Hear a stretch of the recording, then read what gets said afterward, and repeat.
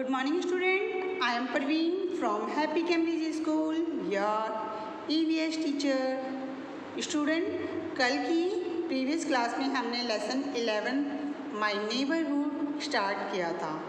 Neighbourhood का meaning मैंने बताया था पड़ोस, और जो हमारे पड़ोस में रहते हैं नेबरहुड वो हमारे नेबर्स कहलाते हैं। ठीक है, इसमें हमने इशिका से बात की थी। इशिका है और इशिका ने बताया कि उसके पड़ोस में निधि रहती है एक स्मॉल फैमिली में अपने पेरेंट्स और ब्रदर के साथ, और वो एक उसकी फ्रेंड गरिमा रहती है दूसरे घर में।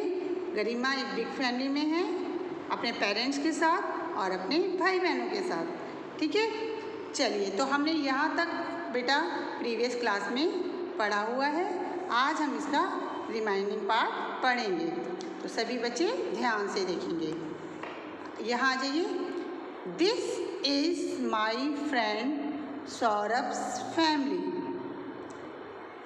दिस इज़ माई फ्रेंड, यह है मेरे दोस्त सौरभ्स फैमिली। सौरभ का परिवार है, ये सौरभ होगा इसमें से कोई।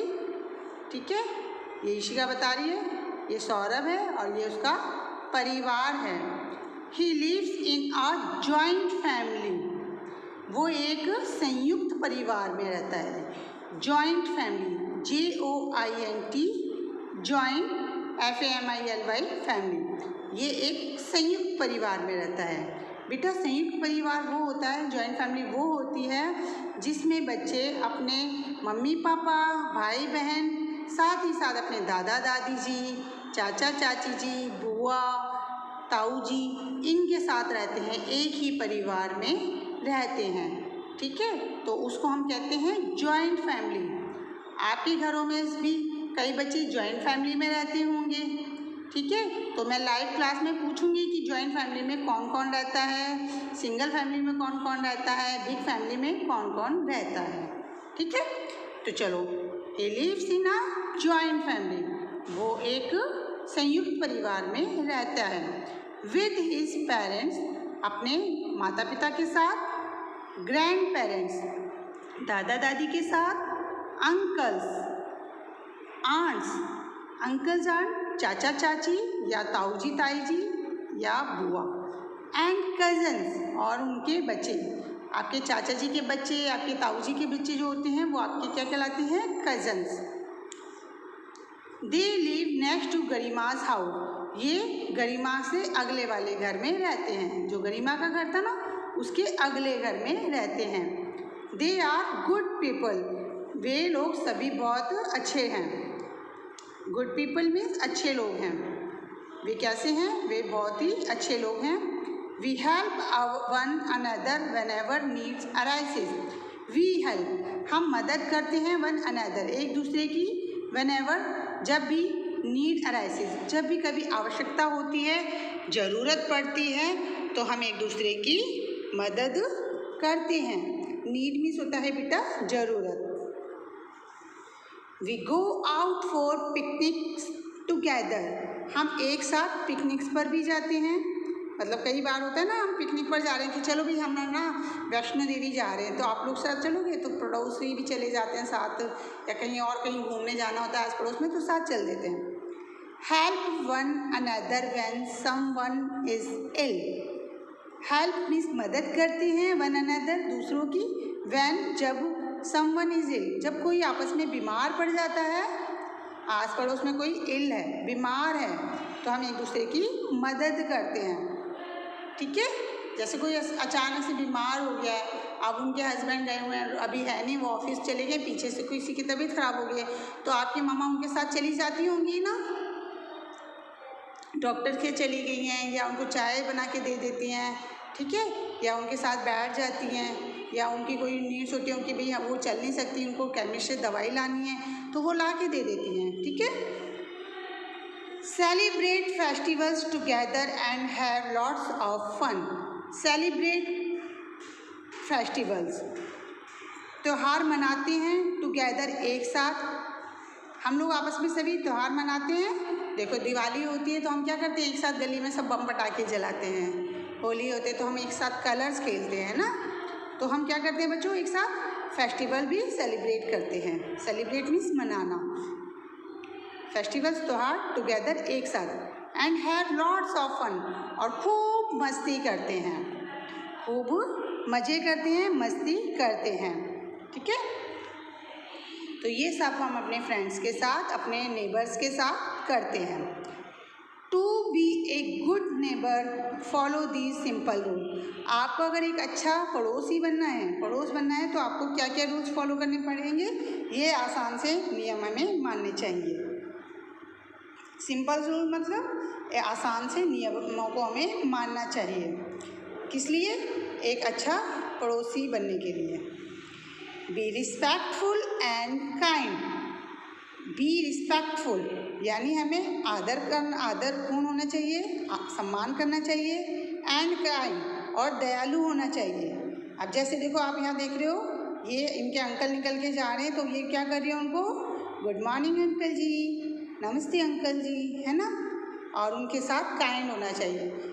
ठीक है बच्चों, अब जब इस छोटी बच्ची ने अंकल को गुड मॉर्निंग करा, तो अंकल को भी काइंड होना चाहिए, प्यार से, हाँ हेलो गुड मॉर्निंग बेटा, इस तरह से, कैसे हो बेटी, कैसे हो बच्चे, पढ़ाई कैसी चल रही है ना, इस तरह के हमें आपस में एक दूसरे से रिस्पेक्ट से और प्यार से बात करनी चाहिए। ठीक है, और काइंड होना चाहिए। Do not disturb your neighbours.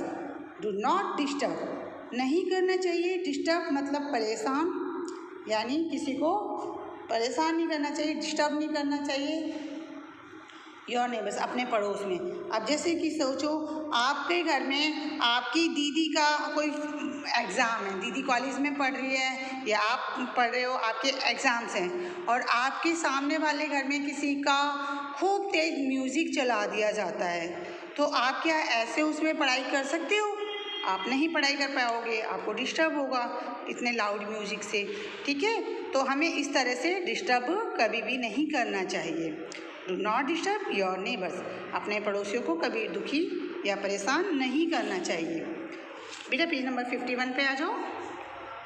Help elders in your neighbourhood.